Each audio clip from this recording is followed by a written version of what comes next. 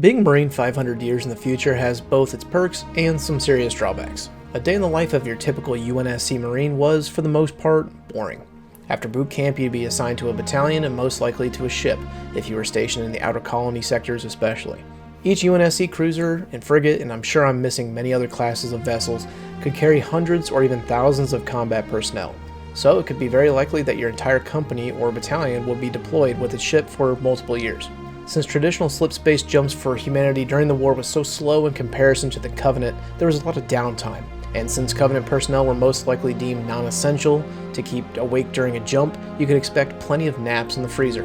But as soon as your ship or battle group got the word, it was time to jump to a planet either under attack or about to be attacked.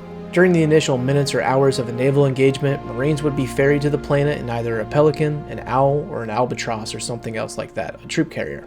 Equipped with a set of battle fatigues that included ballistic armor, helmet with night vision, most likely either an MA-5B, BR-55 battle rifle, or a shotgun, and a can-do attitude, you're on your way. On the battlefield, a Marine would close with and engage Covenant forces, most likely mechanized with a fleet of warthogs, mongooses, scorpions, and hopefully plenty of air cover from things like broadswords and longswords. If you survive the waves of grunts and suicide grunts to soften the lines, then you'd have to contend with jackals.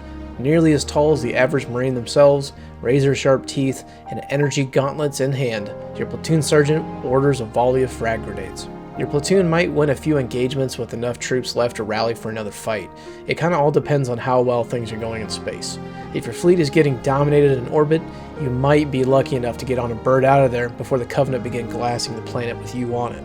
If you manage to exit the atmosphere without getting targeted by a battlecruiser's point lasers, you'd make it back to a scarred and bloody ship. Jump to safety, your ship would get refit and rearmed, your battalion would get fresh recruits, and then guess what? You go back out and do it all over again. Pretty bleak, huh?